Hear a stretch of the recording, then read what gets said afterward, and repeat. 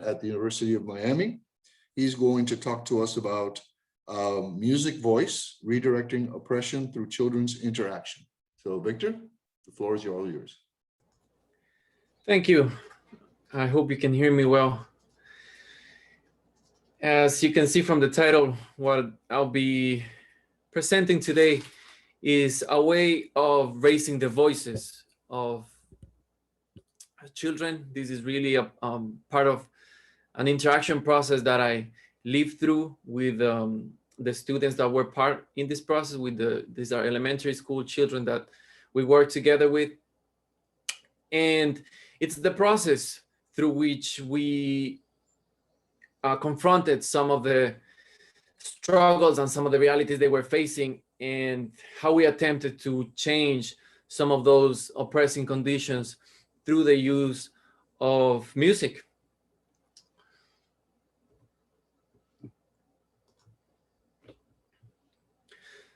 So just the flow of the presentation, I'll just provide a brief description on what the music voice is, how I arrived to that, then just the discussion of a few relevant topics that will sort of give us a conceptual framework. And then I'll just get to, you know, the story and some of the things that we found, some of the things that we lived.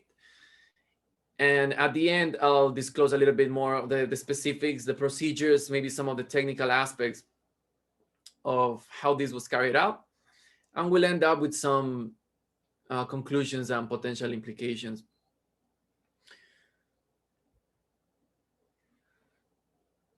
So the term comes inspired from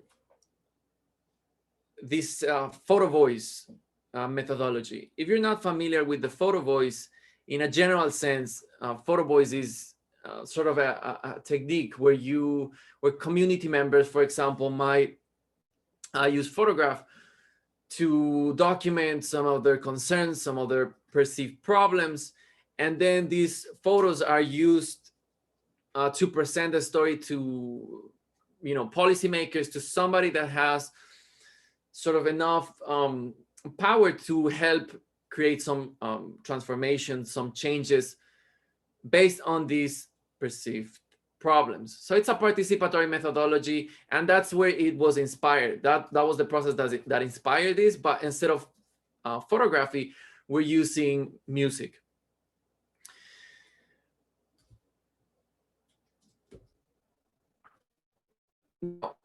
The context where this happened was in, you know, through a partnership with the school. I was working there as an outreach worker.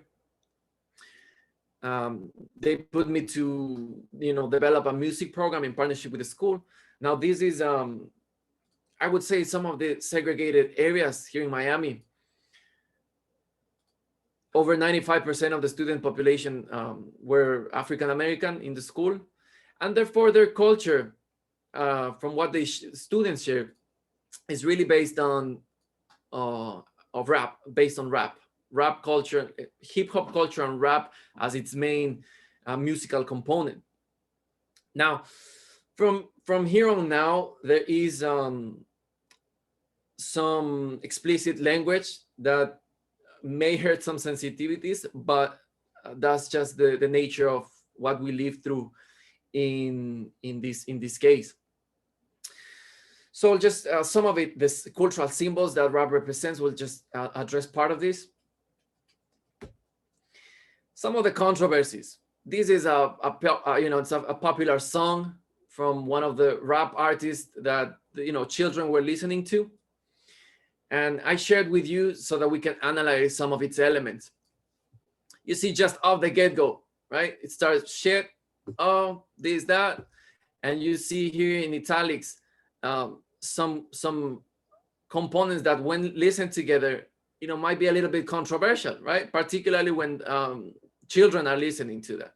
So you can read it on your own here. You can read it here. Now, one of the problems when this happens is that adults usually get frightened of this. They see children listening to these words to this music, and there's this appropriateness, concept of appropriateness comes into play. Adults often might think this is not appropriate for children. This is not appropriate for children, and because of that, that needs to be censored, right? They cannot be listening to this. However, they are already listening to it, and another problem is that when they sometimes these symbols, right, the language, these little parts of language, you see it's a few words within the context of the lyrical content, may distort the message of the lyrics, because then it all becomes about those words, and often these words are used as ornamentation, as a part of a lyrical ornamentation. These are just small symbols, but when we stop engaging with the content because of certain words, we start to miss the point of what the message that is trying to be conveyed. So if we just look at here some of what the words are actually saying, you see the message of it's called What I Was Taught. Yeah, so it's about lessons learned, sort of. And you see it's riding in the car it has family involved, right, with the grandfather, and it talks about the context of the father being in jail. You see this phrase, you gotta pay the cost to be the boss. It speaks about sort of the consequences, the price of getting to the top, right, sort of thing, getting to the top. And you see the artist expresses, that's my dream. My dream is to make it to the top. So it really is this message of empowering yourself. And even you see the critique the artist poses. He says, they act like they don't believe in me, or they don't believe me, but yet I promise I won't stop. So you see this tenacity, this power to keep going despite adversity. So these are some of the messages that the music is conveying as well. You see down here, never give up on my brother, never say no to my sister. So these are messages I infer of solidarity as well. And then again, it's an artistical content, so your interpretation is valid if it's different. But you see some of the messages that are being conveyed through the text go way beyond those words that often try to be censored. And they say, well, and maybe a lot of you might be thinking, this is really not, some of those words are not appropriate for children. But then again, this song was made by a 16-year-old kid, like it's a young guy creating these lyrics. And who's listening to a 16-year-old rapper? It's not a 20-year-old adult. It's not a 25-year-old adult. It's usually people that age or younger. So just some connotations. Something here about this line, it can have multiple interpretations. It can be symbolic, but it could also has some sexual component. And as I'll show later, there is a lot of sexual content in some of these lyrics, and that's another problem that we didn't get to fully address in this process.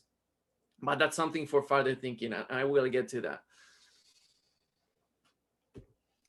So that's one of the things here with rap, some of its symbols, some of its controversies, and how some of these words might get us to disengage as adults, but then again, children are listening to this all the time. So that's part of the poetics, really, of rap. That's the nature of the lyrics. It's an unapologetic discourse, and it provides a cultural means for the people who identify with it, the people who are listening to it. You saw the messages. They're often empowering messages. And so it relates with students, in this case, with the children's identity, with their self-construction. It provides means for political discourse. It provides means for resistance. So it provides multiple outlets for them, other than just the aesthetic ones, which are also a big part. Like I mentioned, in schools, this is considered sometimes not appropriate, and therefore is banned. It's banned from schools, which is a little bit odd. We're banning we're banning their culture the learner's culture, and we're not willing to engage with it just because a few words offend us. That often happens in the schools. And these are more transgressive symbols. The problem with trying to eradicate them with the schools is that that's the only place they're being eradicated from. As I will show in a moment, the industry of rap is profiting out of this heavily. So it's not gonna be eradicated there. I had this discussion, of course, some of the children were listening to these with the volume of their speakers high up. So people from the school will come and, they'll try to censor us. And we had to engage in some conversations. And what I often heard was people telling me, adults telling me, that's fine. If they want to do this outside of the school, that's fine. They can do that outside of the school. But here in school, we don't want to be related to those messages. And that's a tricky thing to handle because, if they're listening to this, if they're constructing their identity through these messages, what favor are we doing, by keeping that out? If this is what's meaningful to them, and if this is problematic as perceived by adults, then why are we not engaging through that with a more critical lens? Why are we not reflecting on that with the students themselves that perhaps need some guidance to analyze this content, to analyze its meaning, rather than just consuming this content passively and heavily? They listen to the music all the time outside of school and often in school with headphones on. So yeah, this is something to just reflect on, to keep in mind, because if we disengage from these discourses, we take away a layer of relevancy from their lives, and the meaning of school also starts to become something that's unrelatable and that's not particularly meaningful to them. And not only that, but that it actively bans their culture, what they value, what they think is important. So schools start to become a site of repression. And we will see how that looks even harder than just by trying to ban the musical discourse. So here's one of the most critical parts came to happen. I was involved in this site for a couple of years. The first year, I started to notice certain things that caught my attention, but I didn't really react to them.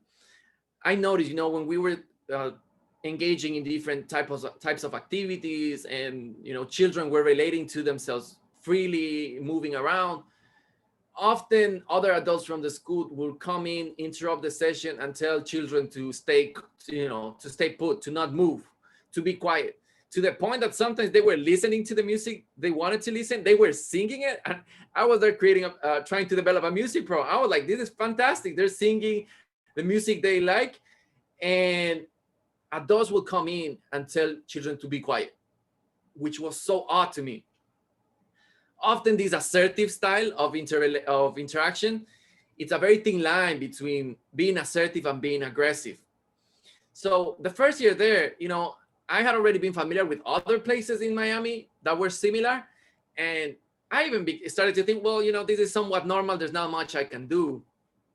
But here's what a turning point happened. Because, I would go there. I wasn't there the whole day. So, this was sort of just interruptions to the process that we were creating. So I thought that was a minor thing, and I just tried to get adults to not, interfere with what we were doing. But here's where one of the most problematic parts came, and it's when I got the chance to do an observation during the regular school day. So I went into a class, the teacher consented for me to record because this was just, another regular day for them. And this is what happened, and I'll share a short clip. I don't hear what's on you for what's the question? Come on. You open your mouth, I'm taking you to the office right after this class. You understand me? All right, everyone put your heads down. One of the things you see here, you know, symbols of submission, put your head down. And like I mentioned, I value a lot of, you know, freedom of interaction, freedom of how we relate. And so that was something that started to call my attention, you know, and that's something I had realized before, even with first graders. I've seen teachers just put your head down and be quiet. And if they move, I told you to be quiet and just shut up. Mind your own business unless you want your parents to be coming down to school next. Then shut up and sit out there. Put your head down. Every single week, the same crap. Am I talking to you? Excuse me? Who you talking to? Who are you talking to? What we'll do for the next 35 minutes, we'll just call home. I'm fine with that. No, my reason is yours. Close your mouth. Stop, just shut up. Yeah, so when this happened, you know, I wish this was an isolated event, but as you see here, the teacher discloses, you know, it's every single week, same crap. And you see some symbols here. Again, these are 5th grade students. These are 10-year-old boys and girls who call security. So we're bringing this policing element early on.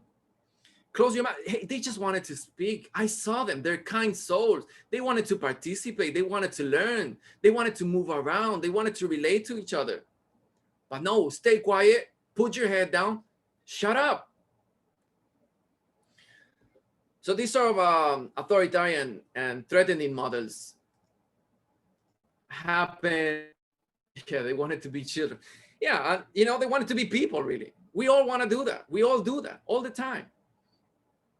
So, and you see even here another actor, right? Another person comes in the room because there were happening some of these problems. And when she comes in, somebody was trying to explain to her what was happening. And again, it's like, you know, this ego, sort of uncontrolled ego battle with students. Who are you talking to? Who do you think you're talking to? You know, I'm the adult here. I'm the one that has power. You shut up. So these are some of the things that the children were living every day. And again, I wish this was just in one school, but odds are that it goes a little bit beyond that. And I will see that through some of the music. So the other part was, you know, at this point, it was when I started to realize I'm like, I just witnessed this, and am I just gonna like, you know, stay with my hands here, my arms tight? No. So that's when I decided to try to do something. That's when the awareness started to shape into action. The first thing was, okay, how are children, you know, I could see in their crying eyes that they were not feeling good about this, but could they speak about it? They verbalize how they're feeling. So we went through a series of processes. You know, I was there they had appointed me to do a music technology program. So we were learning some music technology skills.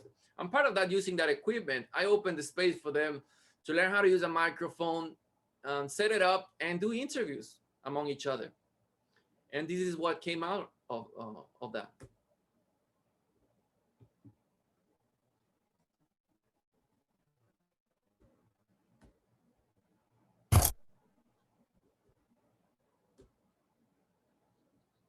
Yeah, that's what he just did. Scream at us too much. He be like. But when you say that we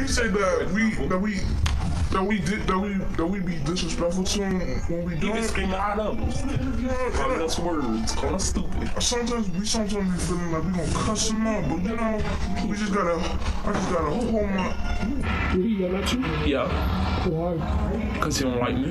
Why? Cause he's light skinned. Basically sit around and sleep, then go to sleep. Doing too much and we shrimp for no apparent reason. And then he gonna be yelling and talk about, oh, y'all not gonna do that. Oh, y'all not gonna do this. Sit down.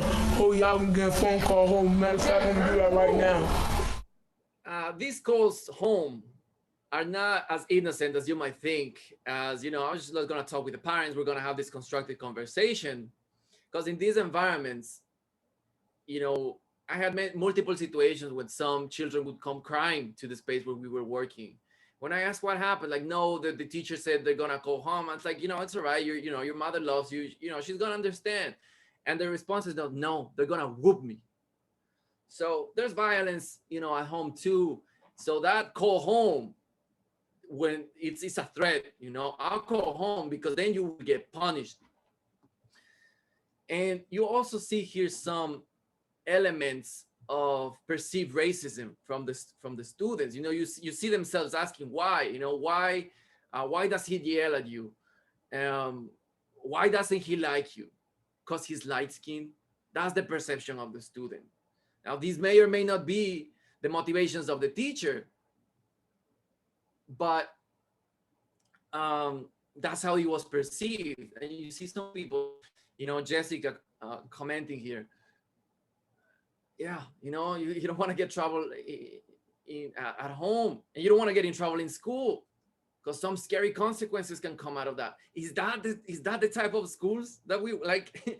Is that what a school should be? And you see they're being abused as well. Call us words, call us stupid. And you see this student in how he's repressing his frustrations, his anger. Sometimes we feel like we're gonna cuss him up, but I just gotta hold my. I had to intervene once. One of the students, fifth grade student, was about to fist fight one of the teachers because the teacher was forcing him, pushing him towards the office, and the student didn't want to go there. He felt he was being treated unfairly, and he just kept tugging him and pushing him, and I had to intervene. And the student was working with me in the program, so I just told him, no, it's all right, just go in there. And then I just stayed with the teacher, like, it's all right, it'll be okay, maybe a misunderstanding, trying to diffuse the situation a little bit, because they just escalate conflict as well. So these are just some of the problems that we were living there.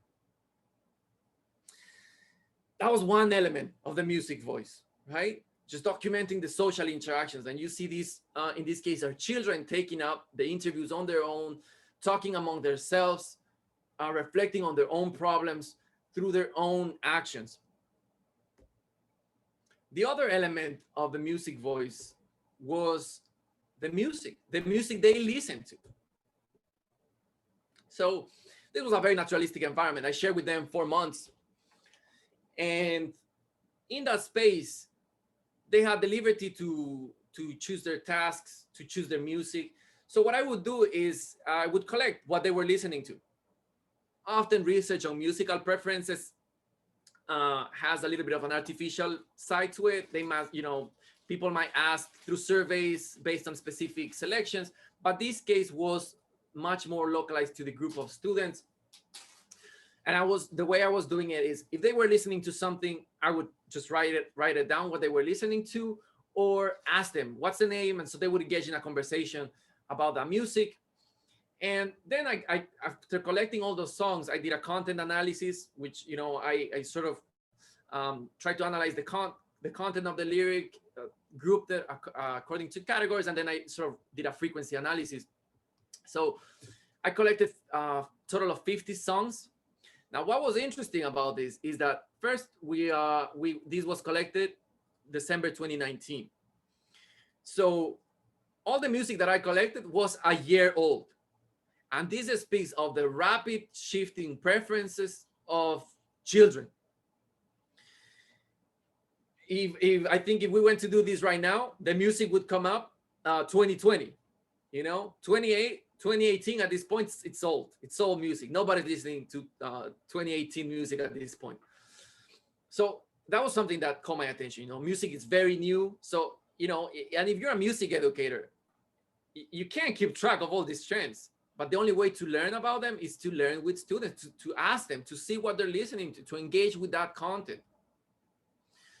The artist age, very young people doing this music, about 20 years, often younger. And they're already taken by the music industry heavily. I'll show a little bit of that too.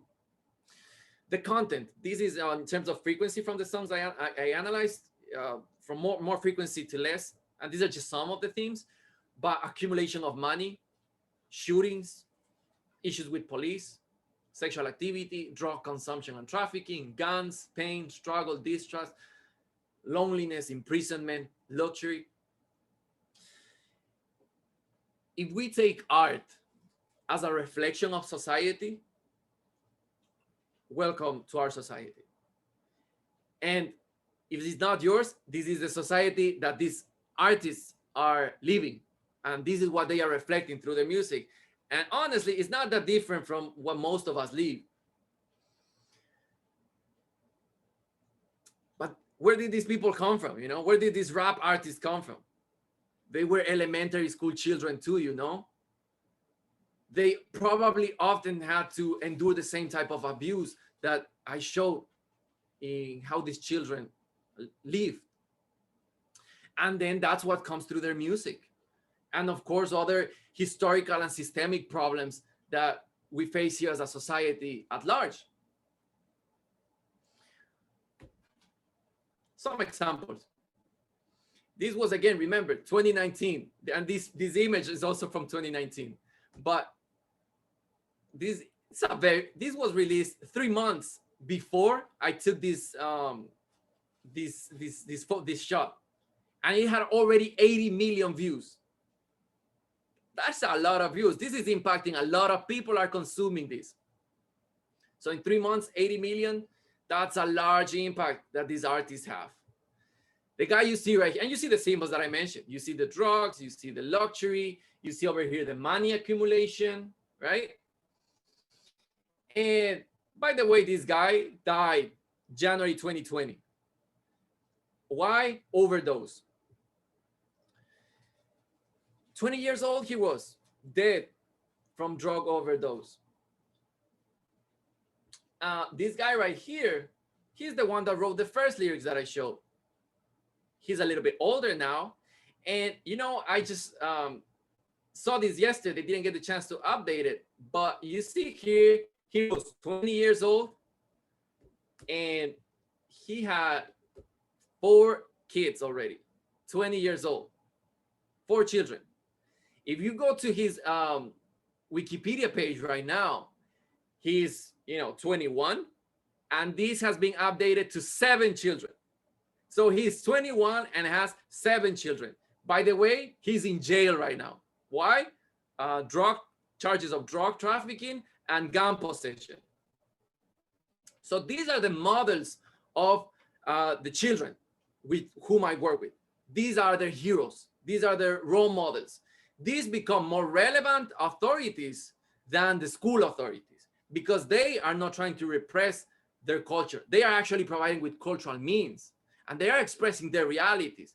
And you will see the other part of the music voice, other than collecting and sharing their music, was creating their music. And this is what they write at 10 years old. The first one is an example from a 10-year-old boy. It's called Mind Control. Okay, look at my eyes. I'm finna shoot you in your face. Make your mama catch a kiss. Nigga, try me, I'ma fuck you in your motherfucking bait. Okay, look out my way. Get out my way. So that's what he is in his mind. That's what he's expressing. That's what his reality is at 10 years old. Of course, you see the influences, the musical influences that they have discuss the same themes. But their reality also is faces some of those problems. You see, remember that some of these kids were mentioning, repressing those feelings. I want to cuss him up when these people, these guys taunting us, is threatening us. So you see here, try me, right? And they express that through their music. I'm gonna shoot you in your face. That's what they're thinking. Now, this is the other part. As educators, as music educators, someone might think, well, you gotta take the edge out a little bit of their lyrics, of their expressions. I'm an artist. I can, it wasn't on me to limit their creative and their expressivity. It wasn't on me to tell them what they should or should not do. It wasn't on me to silence their thoughts and their culture. This is what they were living. This is what they are expressing at 10 years old. The other one is an example from a 9-year-old student. Let me tell you how I used to be happy. I used to be so full of life, now look at it. They sad songs when they talk about me, ask about me. And all I think about is grandma, how she used to look. So some symbols here. 9 years old. Let me tell you how I used to be happy. I used to be so full of life. What happened that he's not full of life anymore? You know, I'm thinking like, yeah, school happened, you know, like those threats, those insults, that happened, among other things, of course, you know. And there's another component here. Remember, I mentioned there's some of the sexual content that the lyrics have. And he discusses that too. If you don't know slurp here, it's a term also to refer oral sex. So he's 9 years old and he's talking, you know, where's my heart after that? They are exposed to sexual images, to sexual symbols, to sexual content much earlier than any generation before. And it seems we're not doing much about it really. And I will show, because that's something that I try to address. Florida, under legislation for elementary school, it provides, or it says that schools can provide one class, one sex education class, if for 5th grade students, if parents consent to it. And it's voluntary, you know, schools don't have to do it. Often the hassle of going through getting consent of parents and developing a class, which often just the principal and the school counselor, maybe not enough to develop the sort of class that is needed. Often they just don't do it. And then you see, when they're 22 years old, they have 7 kids. So if we're not focusing on, and this goes beyond sex education, I think. This really goes into relationship education and discussing more the whole components of our interactions and bringing that to schooling as well. But again, if we don't engage, and we're right on time. Yeah, thank you, Rick, right? That's what you were about to mention. You've got 10 minutes. Thank you. So, yeah, in this case, all these things that we're seeing here, these things that we're learning about what happened in school, how children are, what children are seeing, what they're consuming all the time, and how they're expressing it, was done because, yeah, because I was willing to engage with that, because I didn't fear the 2 words that, you know, color an actual profound message that sometimes the content has. So at this point, you know, this was the other component of the music voice, you know, creating your own music, speaking through your music. So now I had evidences of interactions, of social interactions. I had evidences of their interviews, how they were feeling. I had evidence of the music that they were listening to, the themes, the topics that come through the content that they engage with often. And I had what they were using as, what they were expressing through their musical creations, what there was inside their mind. And this is some of the power that arts have, right? And in this case, that music has. There's probably no other way to learn about what's going on in their minds like this. If you ask them in an interview, for example, you won't get this type of answers. So a little bit on the power that music had to bring these topics to the forefront. So once I had all this, I served as a mediator to raise those voices and connect with somebody within the school with enough power to change the conditions, with some power to enact different, some type of policy or to enact some type of change. In the school, it was the school principal. So I talked to her. I presented all this case. And this is a little bit on what she said.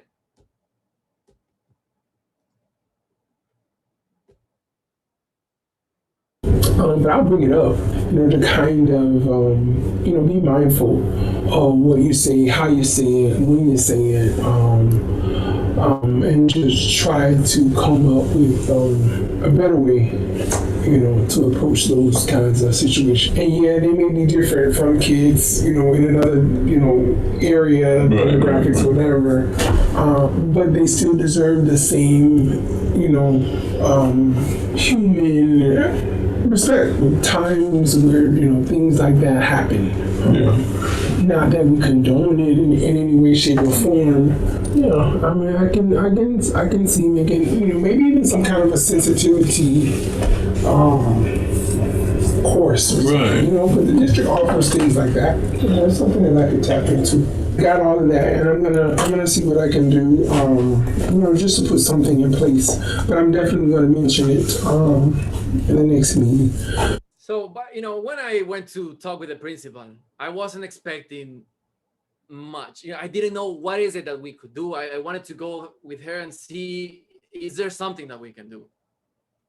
From the violence that we showed in the first clips to the content. And that content also served as a reflection on, what those type of practices, the type of resistance, the types of feelings that it can create in children. So when she mentioned, I'll bring it up in the next meeting, like in the next meeting with the school faculty, for me, that was a major win. I thought, all right, at least something's going to happen when the principal, will address these things. When she mentioned the sensitivity course, I was like, well, that sounds even better, right? If you can, if teachers could go through this type of sensitivity course, maybe some type of awareness will happen. Maybe something will change.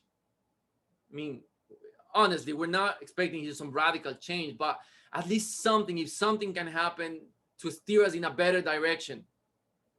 My position there was as an outsider, I'm an outreach worker. I'm not part of the, inherent within the school.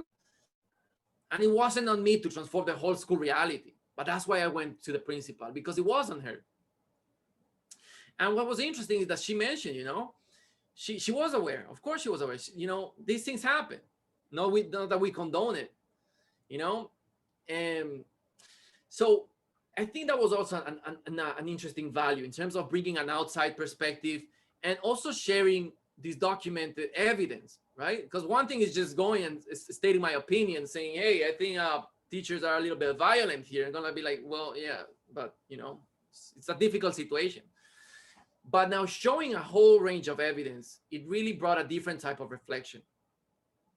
I'm glad that this sensitivity course actually did happen on January before the pandemic hit.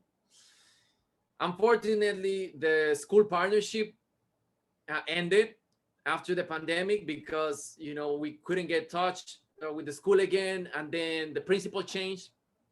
So I can't say to what extent, what I did, what the children did at that point created a meaningful impact and created a meaningful change. But, we tried. Some of how we did this, you saw, this was through observations, recording observations, video, audio. I used to record every session that we did. I also used, a journal for every session that I went through. I document thoughts, and that helped me, in the planning process, just going through the cycles, always have fresh information to think about, to reflect. And that also infused in the curriculum design, what we were learning, how we were learning it. We had iPads, we had audio recording equipment. So that's what we end up using. You saw that's how they created their music. That's how they did the interviews. And in order to facilitate the change process, we saw, we altered the voices. And that's part of a musical production skills. You have to deal with an audio track. So we were developing skills on which I was accountable for as well, right? From whatever program that put me there to develop sort of music technology skills. So I found a way to still do that while resolving some of these issues. and then reflecting with people with power to make decisions and to change the situation. Like I've been mentioning, we cannot shy away from these controversies. We cannot shy away from what children are doing and listening. I think it's better to engage with it critically, together with them, and creatively. I stayed complicit for a year. I mentioned that. For a year, I was thinking, yeah, well, this is normal. And indeed, it was normal. But it was when I managed to critique that normality, that I stopped being silent, and I started taking, and it wasn't immediate. We went through a whole process to gather enough information that we could go to the decision maker and share a whole case that was coherent and that was well sustained. And finally, like I mentioned, the impact that we had, I cannot tell for sure how much the culture and the reality of that school has changed now. I'm more on the side thinking that it hasn't changed that much. But even if the impact is limited, I think it's worth trying, it's worth taking action, it's worth doing something. Because through that process, you don't know what you might encounter. Through that process, you might actually be able to do it. There's this saying, only the people who are crazy enough to think that they can change the world are the ones that do it. So be crazy, dare to change something, even if it's small, because one day it won't be that small. But you need practice. We need practice at changing things. We need practice at transforming social realities if that is our goal. So this was one of those practices. And fortunately, through that process, we engaged in trustful relationships with children. We shared many moments with them. They were able to see that there are alternatives to interacting with adults. There was no need to yell at them. There was no need to repress them. There was no need to limit their creative liberties. And they saw that that was possible as well through interacting with an adult. So it's not all that bad, I guess. And thank you for your time. Thank you for your attention. And I hope that, the work that we did with the children, unfortunately, they're not here. I lost contact with them. And that, that's very sad for me. After the pandemic, we lost contact with the whole school. But I hope they're doing well. And I'm sure they will be here. They'll be glad to share their stories with you and to share their music, because they were very proud about creating it. Thank you. Thank you again. Thank you, Victor. Wonderful presentation. We have maybe 1 minute for a couple minutes for questions. And then please, before you go, would you please look in the chat, and there's a link there. If you would please click it and take a brief survey.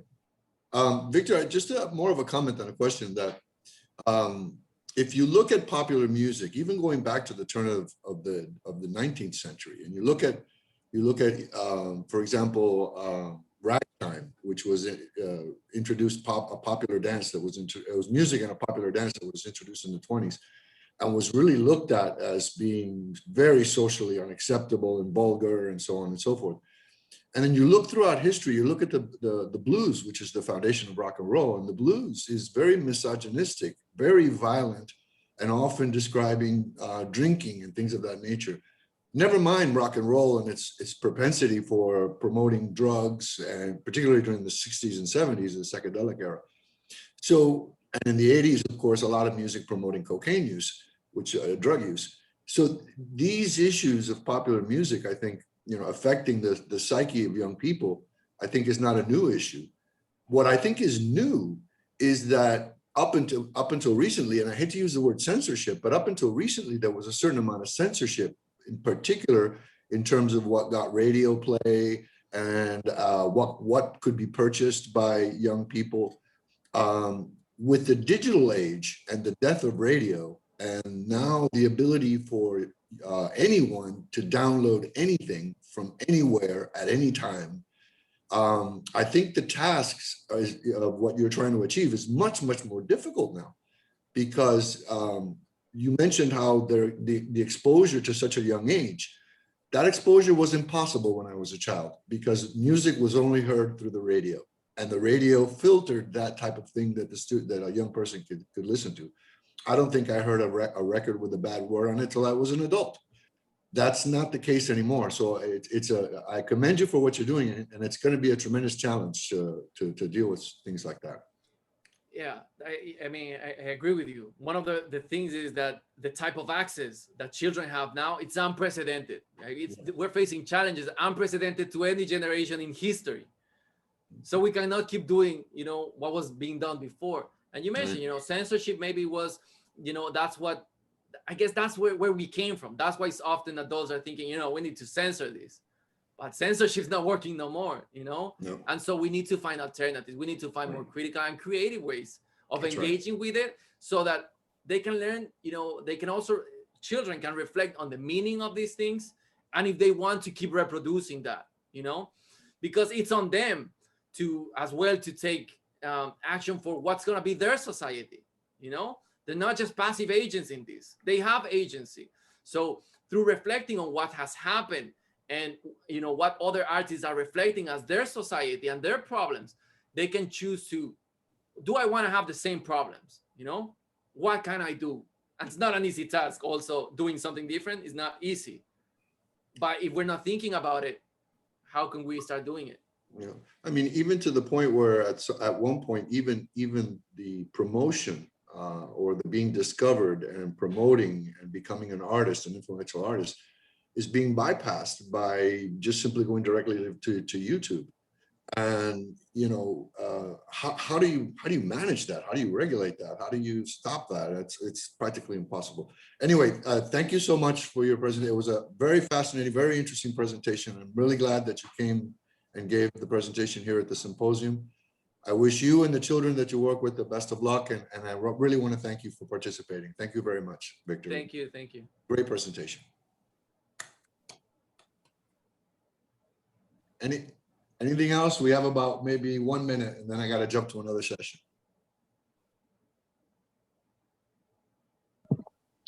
Yeah, I mean, thank you, Victor. I just want to remind everyone again to please, even if you don't have the chance now to do the form, to at least, copy and paste it into another Google page just so you don't lose it once I end this session soon. But again, thank you, Victor, so much. I really enjoyed listening to your presentation, and I've worked with students before. I know how